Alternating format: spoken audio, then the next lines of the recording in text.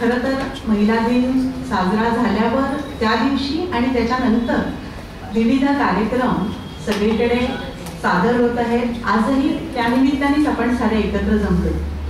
खरं तर महिला दिन का कशासाठी साजरा करायचा, त्याच्या मागची भावना याबद्दल लंबचौडं काहीही न बोलता जर सारांश सांगायचा म्हटलं तर मला असं वाटतं की महिला दिन कोणतीही महिला दीन होऊ नये, तिला दीनवाणं जगायला लागू नये म्हणून अनेक महिला, अनेक स्त्रिया आज देशात किंवा परदेशात जागतिक स्तरावर विविध क्षेत्रामध्ये विविध स्तरावर वेगवेगळ्या प्रकारचं काम करत आहेत की जेणेकरून महिला सक्षम होतील, आर्थिकदृष्ट्या स्वावलंबी होतील आणि पुढची पिढी चांगली शिक्षणाच्या क्षेत्रात म्हणा किंवा इतर क्षेत्रात म्हणा विविध ठिकाणी आपलं कर्तृत्व दाखवून देत आहेत आणि इतर महिलांना मदत करते।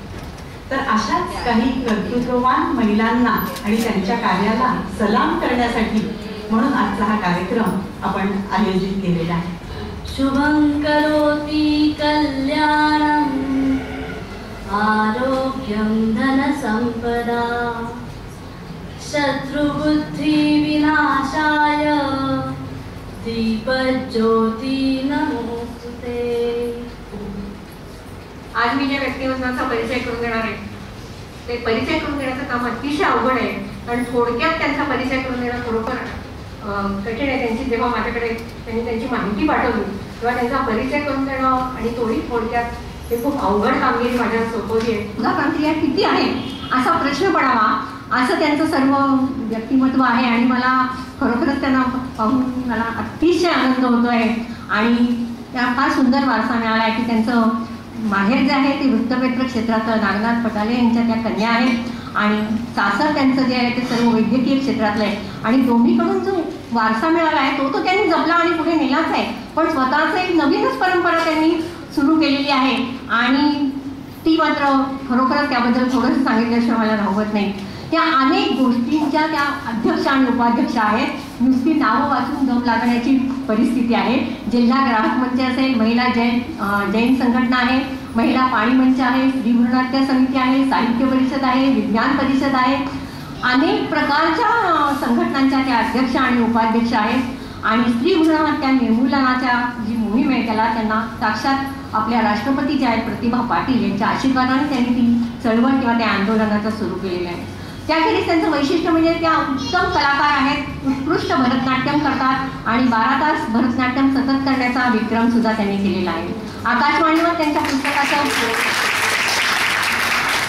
वाचन झालेलं आहे, त्यांचे कविता संग्रह प्रसिद्ध झाले आहेत, ललितलेख झाले आहेत, एकांकिका आहेत, साहित्य संमेलनात त्या स्वागताध्यक्ष होत्या, त्यानंतर त्यांना कितीतरी पुरस्कार मिळालेले आहेत आणि वृक्ष म्हणजे त्यांचं ग्रामीण भागातलं कार्यसुद्धा फार मोठं आहे की पाणी अडवा पाणी जिरवा मोहीम, माती विना शेती, वृक्षभेट, पर्यावरण रक्षण, पडीक जमिनीचा विकास, निर्माल्याचं व्यवस्थापन, सायबर प्रोजेक्ट ज्याला वनश्री अवॉर्ड मिळाले, अशा अनेक अवॉर्ड्स त्यांना मिळाले आहेत। ते वाचायचं म्हटलं तर आपल्या कार्यक्रमाचा सगळा वेळ त्यातच जाईल, त्यामुळे मी त्याचं वाचन काही करत नाही। तर त्यांना रोटरी क्लबचे अनेक पुरस्कार मिळाले, पोलिओ निर्मूलन मोहिमेत त्यांनी प्रचंड कार्य केलेलं आहे। तर आपलं आज खरोखर सद्भाग्य आहे की डॉक्टर सुधा कांतील यांचे शब्द आपल्याला ऐकायला मिळणार आहेत आणि त्यांच्या व्यक्तिमत्वाचा त्यांच्या भाषणातनं परिचय आहे आपल्याला होईलच, त्यामुळे मी जास्त लांबत नाही आणि मी डॉक्टर PH कुलकर्ण्यांना विनंती करते त्यावेळी डॉक्टर सुधा कांतील यांचा श्रीफल देऊन सत्कार करावा।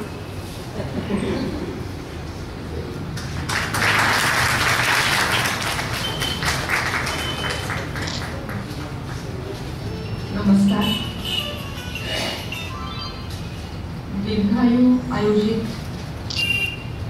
या कार्यक्रमाला उपस्थित असणारे माननीय डॉक्टर प्राचार्य PH कुलकर्णी सर, माननीय धनश्री जोशी, ज्योती देशपांडे, अनघा ठोंबरेताई, लताताई कुलधरण, आदरणीय कुलधरण सर, तुषार अक्कलकोटकर आणि डॉक्टर राक्षे सर, माझ्या या देशात स्त्री पुरुष समानता नांदावी यासाठी मी सदैव प्रयत्न करेन. स्त्री एक महान शक्ती आहे. ती अनंत काळची माता आहे. मुलगा वंशाचा दिवा असेल तर मुलगी वंशाची पणती आहे. तिचा आदर सन्मान मनापासून करणे हे माझे कर्तव्य आहे. मी हुंडा घेणार नाही. मी हुंडा देणार नाही. मी स्त्री भ्रूण हत्या करणार नाही. करू देणार नाही. मी स्त्री जन्माचे स्वागत करेन. त्याविषयी जनजागृती करेन. अशी शपथ सर्वांच्या साक्षीने आम्ही घेत आहोत. हात खाली घ्यायचा आणि भारत मातेचा जय जयकार हात उंच करून करायचा आहे. भारत माता की जय. वंदे